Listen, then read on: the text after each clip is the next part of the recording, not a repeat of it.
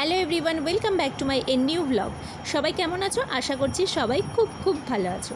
আজকে একটা নতুন সোজা ও অল্প সময়ের মধ্যে তৈরি একটা রেসিপি নিয়ে চলে এসেছি। এটা বাচ্চা থেকে বড় সবারই ভীষণ প্রিয় একটা খাবার।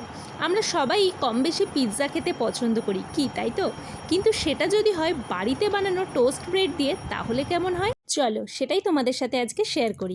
প্রথমে আমি নিয়েছি একটা ক্যাপসিকাম আর টমেটোকে ছোট্ট ছোট্ট করে লম্বা করে কেটে, তারপর এর মধ্যে সামান্য একটু ব্ল্যাক পেপার বা গোলমরিচ গুঁড়ো দিয়ে হাত দিয়ে ভালো করে মিক্স করে নিলাম। আর এদিকে নিয়েছি কয়েকটা টোস্ট ব্রেড।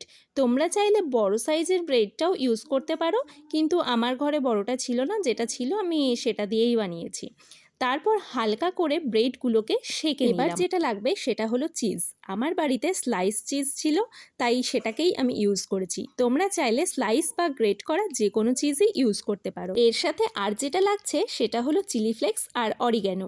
এগুলো তোমরা যে কোনো গ্রসারি শপেই পেয়ে যাবে বা অনলাইনেও পেয়ে যাবে, কিন্তু এই মুহূর্তে আমার কাছে অরিগ্যানোটা ছিল না, তাই শুধু চিলি ফ্লেক্সটাই ইউজ করেছি। এবার ওই সেঁকে নেওয়া ব্রেডগুলোর ওপর সুন্দর করে ভেজিটেবিলগুলো সাজিয়ে দিয়ে অল্প একটু চিলি ফ্লেক্স ছড়িয়ে দিলাম।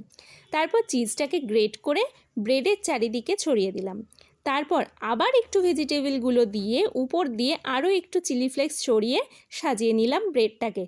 এক এক করে সব ব্রেডগুলোকেই এইভাবে তৈরি করে নিলাম। কি বন্ধুরা, দেখতে একদম দোকানের মতো হয়েছে তো?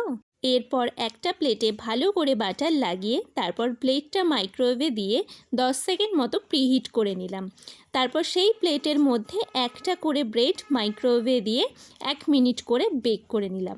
আর এভাবেই একটা একটা করে সব ব্রেডগুলোই বেক করে নিলাম। ব্যাস রেডি গরম গরম হোমমেড পিৎজা। তো বন্ধুরা, রেসিপিটা তোমাদের কেমন লাগলো সেটা আমাকে প্লিজ কমেন্ট করে জানিও। আর এই রেসিপিটা সবাই ট্রাই করো বাড়িতে, আশা করি তোমাদের সবার ভালো লাগবে। বাচ্চা থেকে বড় সবারই ভীষণ পছন্দের একটা খাবার। এটা সকাল সন্ধে বা বিকেলের জলখাবারে বানিয়ে খেতে পারো।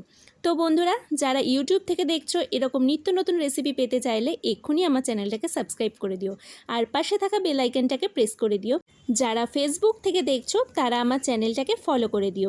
দেখা হচ্ছে খুব তাড়াতাড়ি নতুন একটা ব্লগের সাথে।